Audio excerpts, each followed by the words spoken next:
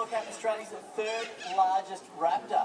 Now, for its size, this rare raptor is not a particularly powerful hunter, but if you're travelling up through Central Australia or the northern parts of Australia, you may be lucky enough to see this bird out actively hunting, gliding and soaring at moderate heights, searching for its prey, which could include things like reptiles, birds, and small mammals as well. We'd like you to meet our black-breasted buzzard, and if that's not hard enough to say, this black-breasted buzzard's name is Beatrice. Beatrice, the black-breasted buzzard. Now, we know that is a real mouthful, but these birds are standout raptor adapters. And one of the interesting things with the black-breasted buzzard is they're just as comfortable on the ground as they are in the sky, which is a little bit unusual when it comes to raptors. Most raptors prefer to be nice and high. But probably the most interesting adaptive skill of the black-breasted buzzard is actually links to the reputation as being a nest robber and stealing the eggs of our large ground nesting birds, which includes, obviously, our emus. Now, the black-breasted buzzard is only one of two birds in the whole world that use this next technique that we're going to have a look at to get into a food source. Now, I just happen to have an emu egg in my pocket. It's okay, it's not a real one. It's made of plaster, but it's the same size as a real emu egg. I'm hopefully going to get Beatrice to show us how to break open an emu egg. What I need to do is actually place this egg on the ground here. Get Beatrice's attention over here, sweetie. Thank you. Now, she knows she can't break that open. She needs something to help her out, and I've got that as well. A little helping hand, just a tool that she uses, a plain old simple rock. What we're going to do is put the rock on the ground and we'll let Beatrice here do the rest. Here she goes. Lines the egg up, and throws it down on top of the egg. Give it another go, girl. You need to hit it a bit harder. Here we go. There we go. Big round of applause. Great job. Well done. She broke it. Now, some of you out there, you might think that's a trick that we talk black-breasted buzzards. Believe it or not, it's not a trick. It's an instinct, a natural adaptive behaviour. So we don't teach these birds how to do that at all. And there's only one other bird in the whole world that knows how to do that behaviour. It's a bird that's found in northern Africa. It breaks open ostrich eggs in exactly the same way. But give it up for our standout raptor adapter, the black-breasted buzzard. No, well, it's pretty clear, isn't it, that birds of prey and parrots have made some pretty amazing adaptations over time and in response to the changes in their environment. What do you think we can learn from our amazing feathered friends? Well, we're going to meet one of our sulphur-crested cockatoos in a moment. He might have a very important message and a big answer for you, because cockatoos are well known in the wild to send one bird ahead of the flock to act as a lookout or a sentinel. In fact, a person on lookout in Australian slang is called a cockatoo. So we're going to meet Callista, our sulphur-crested cockatoo. So he's been a very busy bird. He's got a very important message for you. In Australia at the moment, we're actually flushing about 6.7 million trees down our toilets. It's a bit silly. We're chopping a whole lot of trees down to make toilet paper. Of course, it's something we use once and we flush it down the loop. That person thinks that's a bit silly. In fact, according to Callista, we can all be wiping for wildlife, as you can see there. What that means is we can all switch to using recycled toilet paper. And that's just toilet paper that's made out of old office paper. If everyone here and everyone in Australia was all using recycled toilet paper, those 6.7 million trees would stay in the ground, where of course they provide habitat for birds and lots of other animals as well. And let's not forget what trees do for us. They give us the air that we're breathing and they hold our soil together as well. So Callista's hoping that next time you see a sulphur-crested cockatoo, you hear the really loud screech of one, it'll remind you, Callista, wiping for wildlife. Next time in the shops, it's a very simple switch to make, and we think everyone here can wipe for wildlife. Are you with me? Excellent. Now, do you want to give Callista a clap? That took about 20 seconds to do, it took about 10 months to try. So well done, Callista.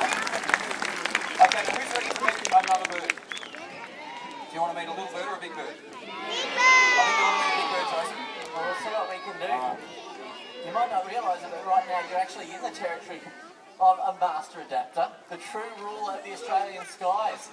These birds can be found right across Australia, from mountain slopes to treeless plains. This magnificent bird can be Australia's largest raptor. Often seen gliding and soaring at heights on thermal currents. They can have a wingspan of up to 2.5 metres.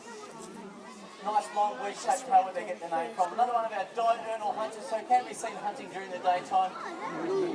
Say hello to Magra, our female wedge-tailed eagle. Has come, Max? There she is. Alright, I don't think you're going to get much closer to a wedge-tailed eagle than that. That was pretty close. All right, now, the plumage or the coloration of the wedge-tailed eagles does vary with age, from light brown in young birds to almost black in adult birds. Now, Magda is about 14 years old, so she's got quite a long way to go. Wedge-tailed eagles can live up to about 50 years in captivity, so she's still got a few years left in her yet. Oh my god. Now, they are standout raptor adapters. Wedge-tailed eagles have amazing eyesight. They can spot a moving rabbit from over a kilometre away. It's pretty impressive. Now, they do prefer to hunt in our open spaces, Sheets big wings. and rabbits actually make up quite a large part of the wedge-tailed eagle's diet. But they'll hunt other things as well. Reptiles, other birds, and mammals up to the size of a wallaby. Something they're quite capable of hunting. All right. You felt the wind from that? All right. I think there was a couple of other kids here that felt a little bit more than the wind. All right, Mags, good job, girl. Now, with a great command of flight, wedge-tailed eagles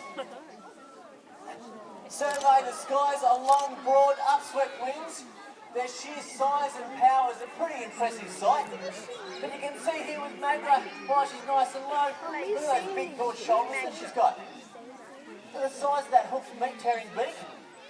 And also, those nice, long, sharp talons on the end of her toes.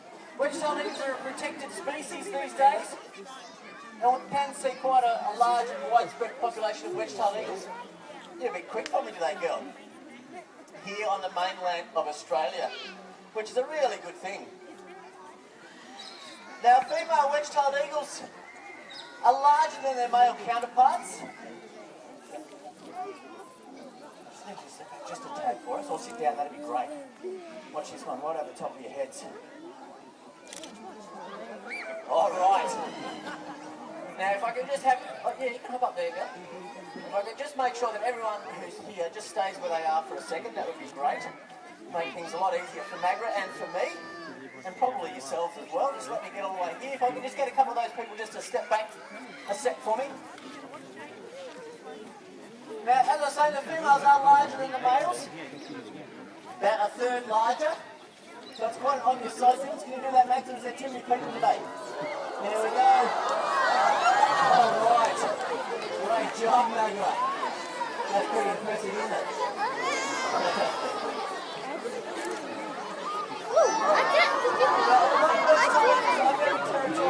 You know what? No, I didn't. I didn't. And the males share a territory together. So once they pair up together, they stay together for life. So when you see one adult wedge-tailed eagle, you may be lucky enough to see a second wedge-tailed eagle nice and close by together. All right, you guys have been a really, really good crowd. Well done. Good job. That's got to be the best picture here. Did you get a photo as it actually hit your camera? All right. Now here at Healsville Sanctuary, we do occasionally see a wild pair of wedge-tailed eagles that thinks that this patch of sky is part of their territory and occasionally flying into Magra's airspace. Now, these wedge-tailed eagles here beat me to it, girl. You're too quick. These wedge-tailed eagles are very territorial. If they see another eagle in their territory, they do defend their turf very strongly. Now, I'm actually going to try something new here today. So, this could fail dismally, but I'm going to see if I can get Magra to head off home from there. So give her a big round of applause.